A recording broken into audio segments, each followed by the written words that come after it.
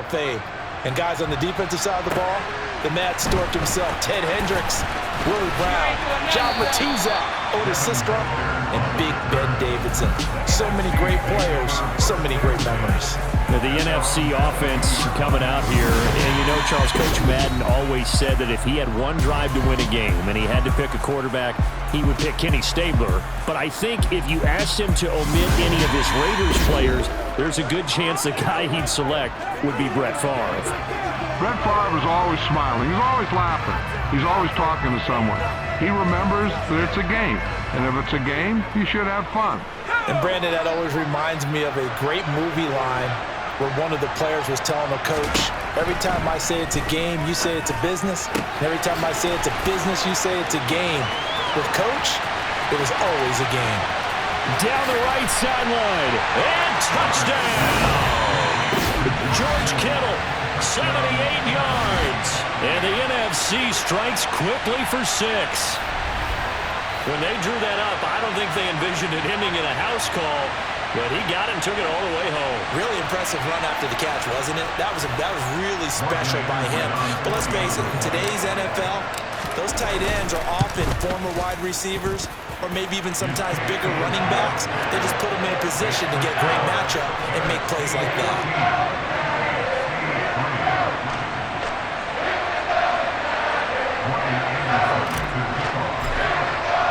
Following the touchdown, here's Anderson to kick it away. No run back here for Hall, and this will come out to the 25. Well, the AFC offense heading back out. You know, Charles, Coach really loved to utilize his tight ends in the passing game. You think about Dave Casper, Hall of Famer for those great Raider teams. And I think he saw a lot of Dave Casper in an All-Madden staple, Tony Gonzalez. Tony Gonzalez is the type of tight end I think everyone's looking for. He's a guy that can make some big plays from that tight end position.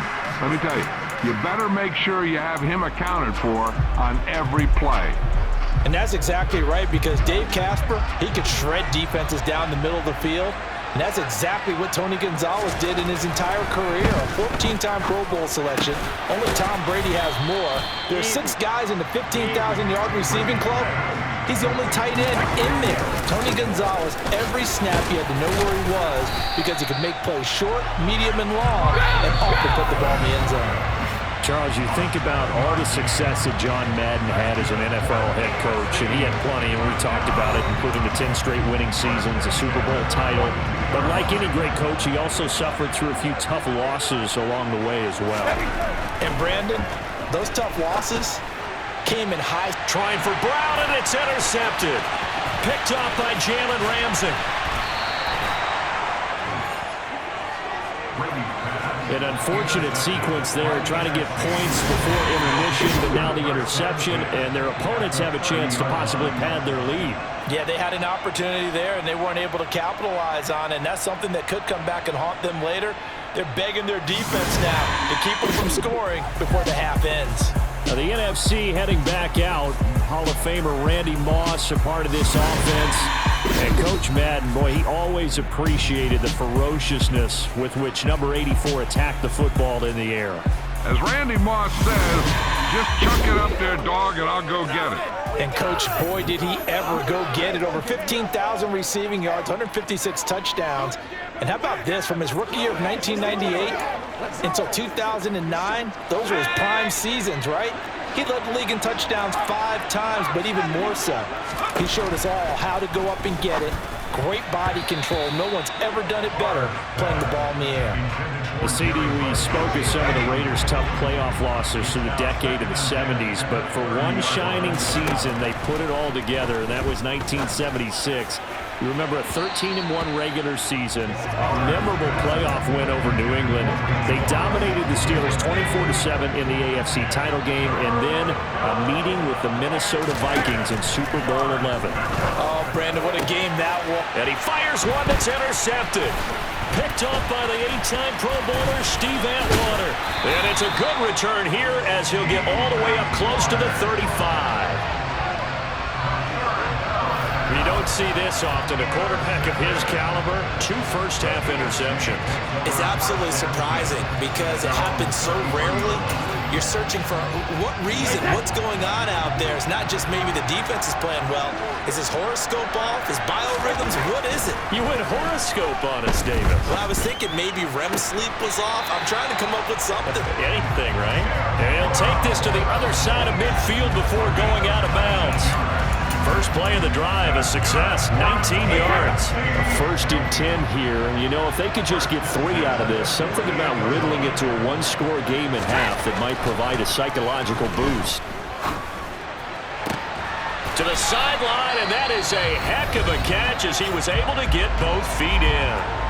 Now the AFC going to take a timeout. It's their second, as they'll stop the clock with 26 seconds to go until halftime. This offense finding its legs now. Here's another 1st and 10. Throwing now is Brady. Throw left side complete. That's Brown. And he'll be marked out at about the 26-yard line. Now a timeout signaled for, and they'll get it with 10 seconds to go before halftime. He decided to run a hitch route. It really helped to have a guy who can turn it loose. And, boy, he rifled one in there on that one. Not much run after catch, but it worked really well.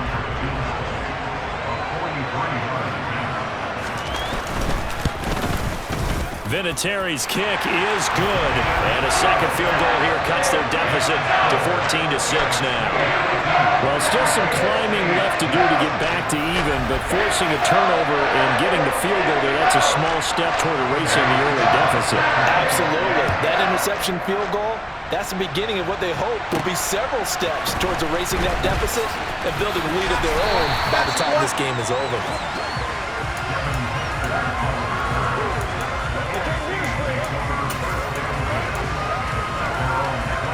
Ready to begin their next drive here, the NFC offense.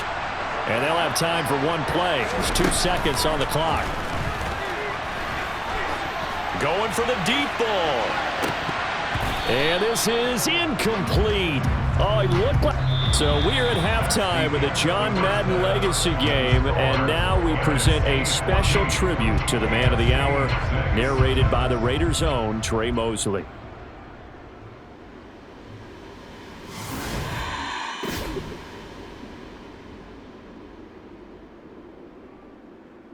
What comes to mind when you hear the name Madden?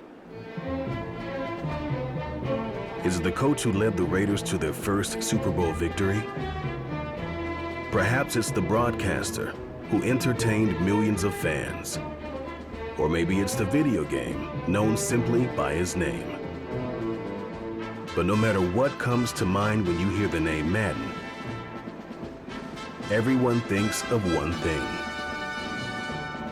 football. The core of it was football. It's the greatest game in the world. The left goes to the right goes to the left.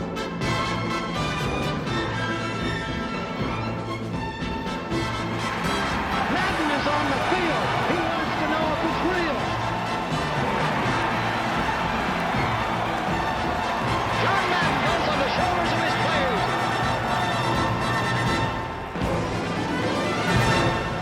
In my mind, John Madden is the most important figure in the history of professional football.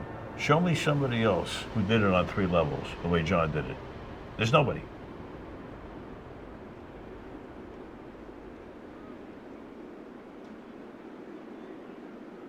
Boy, Charles, yeah, that is really well done. Coach was something else, wasn't he? I'm reminded what Al Davis said when he was inducted coach of the Pro Football Hall of Fame, Brandon.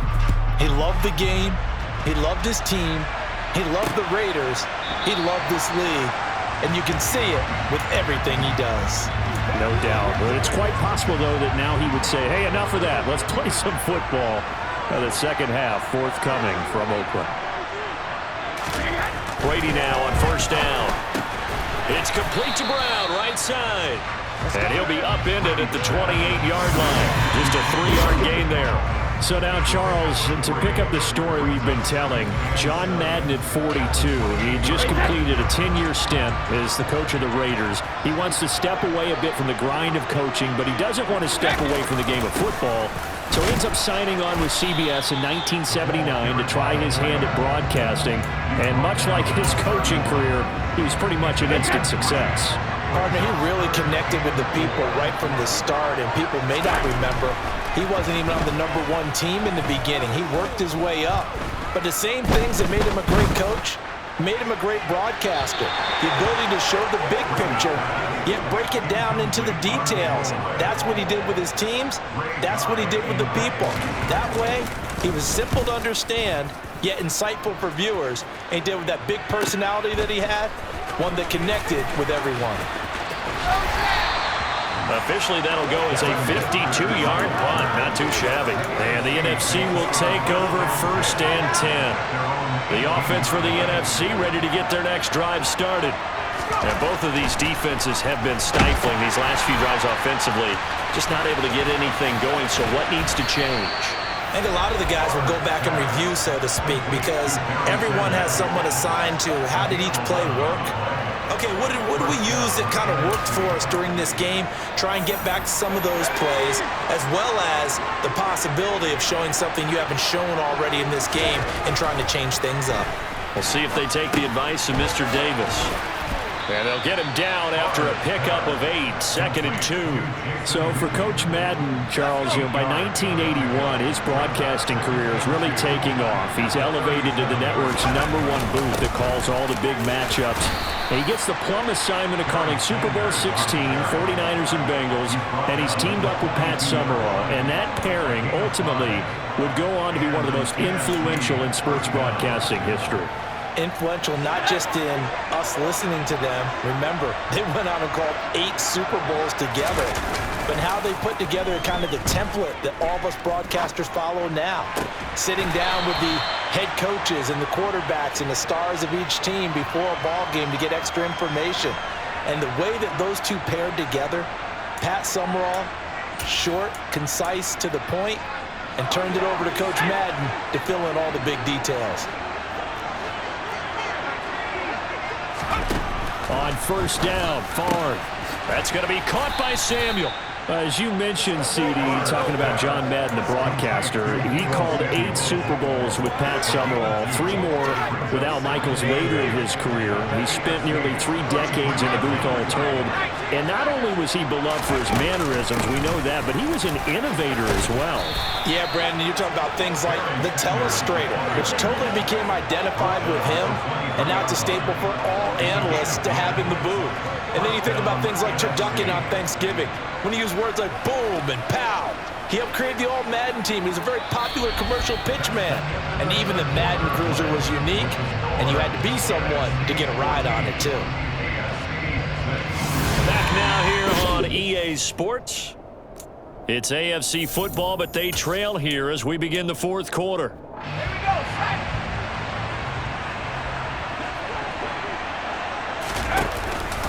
Right back to Sanders on 1st down. And this carry not as productive. He swallowed up at the line of scrimmage. So after the run for no gain, here's 2nd and 10.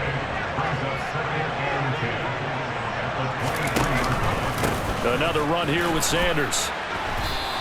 Now, CD, we did get a little ahead of ourselves talking about John Madden, the broadcaster in the 90s and 2000s, because there was another product during that time period that he became quite famous for. It's something that you and I know a little bit about, and that's the video game that bears his name. Originally John Madden Football when it was first released back in the late 1980s, and now known the world over simply as Madden. And Coach saw this originally as a way to teach the game of football. The early designs were for a 7-on-7 game, but he said no chance. He would not sign off on it. He wanted to be as realistic as possible. He told them, call me when it's 11-on-11. And he got his wish. Yeah, after that debut, Madden, the video game, continued to pick up steam through the 90s in a big way. And John himself, many will remember, was a commentator for the series for many years. And now here we are in the 2020s, and this game has sold somewhere in the neighborhood of 150 million copies. And Hall not going to bring this one out.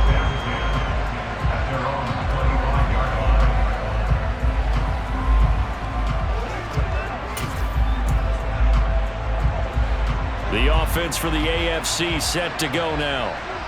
Charles, a very uninspired effort. The last time we saw them out there was a quick 3-and-out, then they punted the football. Yeah, and you never want to get stopped so soundly during a series, but what would be even worse now is letting it happen again right here. They've got to get going. So, CD, you look at the accumulation of John Madden's achievements in the world of football, the coaching success, the Super Bowl title, the incredible career as a broadcaster with 12 Emmy Awards, Madden the video game. It was very fitting back in 2006 that John Madden got the call to be enshrined into the Pro Football Hall of Fame. A more deserving person you will not find. He gave an incredible speech on that day, Brandon. So many of his former Raider players were in attendance. He talked about how he envisioned that when the last person turns off the lights in the hall every night, that the bus talk football amongst themselves. And what a discussion that might be. Yeah, he finished his speech by saying, "Today feels like the second time in my life that I'm being carried off on the shoulders of others. Yet instead of off the field, it's into the Hall of Fame. This has been the sweetest ride of them all." And I don't think he got there. He did not. They stopped him a yard shy. They had to go for it with such little time remaining. And the NFC is going to get the football back in excellent field position. On 1st and 10, it's Sanders. And I think this defense knew what was coming as he is smothered behind the line.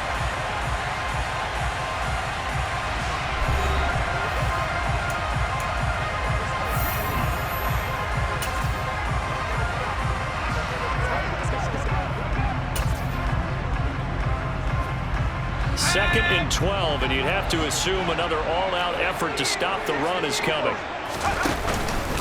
They'll go again with Sanders.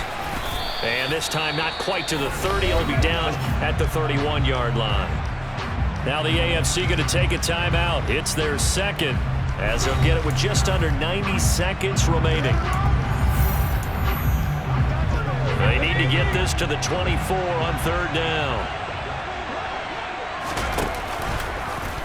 How about this? They'll try the option, left side. And he is going to lose yardage here. Now the defense will burn their 3rd and final timeout as they'll head to the sideline and talk over what to do next. Now Morton Anderson for the field goal try. From the left hash, this will be a 52-yard attempt. Anderson's kick is good, and that will extend their lead even further. So they settle for just the 3, but clearly right now anything helps trying to salt this one away in the 4th. Without a doubt, obviously a touchdown probably would have been the final nail to finish this thing off, but it's still ate up time, got points. So while it's not mission accomplished, it's darn close. And this will be a touchback as that sails over the end line. The AFC offense set to take their next drive. And last time, went for it on 4th, didn't get it. See if they can pick themselves up off the mat and do better this go-around.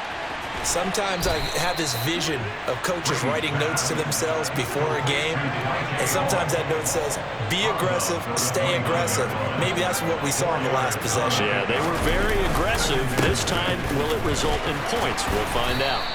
You think about John Madden in his retirement years post-broadcasting. He was about as active as most people are in their working years. I mean, he continued to play a key role on the NFL's competition committee.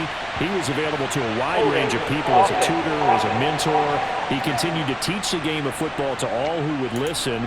And Charles, as you and I know, he even continued to provide input, a lot of input on the Madden video game. Yeah, I know a lot of folks that design and build this game. Certainly look forward to their yearly visits out to the... And this is intercepted, and that should do it. And the return here will go to the 31-yard line.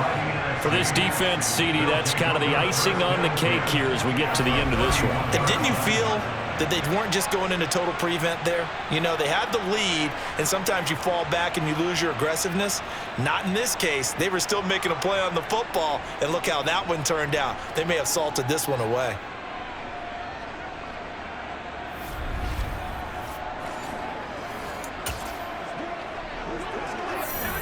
Line of scrimmage, the 31 now on 1st and 10. They'll run with Sanders up the middle. The tackle by Rod Woodson. Well, this has certainly been special. And, Charles, as we wind down toward the end of this John Madden legacy game, your final thoughts? Well, let's face it, partner, it's going to be hard to overestimate the impact that he made, not just on the sport of football, but on his family, friends, players, co-workers, and in the lives of millions of Americans who watched him. There will never be another John Madden. Now the fullback, Juszczyk. And he's going to have just a couple here with a marker on the field as well. Holding, offense. So it's the big left tackle who gets tagged with a hold. And sometimes you're actually executing the block well, and he starts to slip off of you, and instinctively you reach out and grab him. And when it's done like that, it's often seen by the official and called. So it's a win here for the NFC. Just an incredible afternoon of football and remembering the life of John Madden. And before we go, one final message. And for all of us at EA Sports, this one's for you, Coach.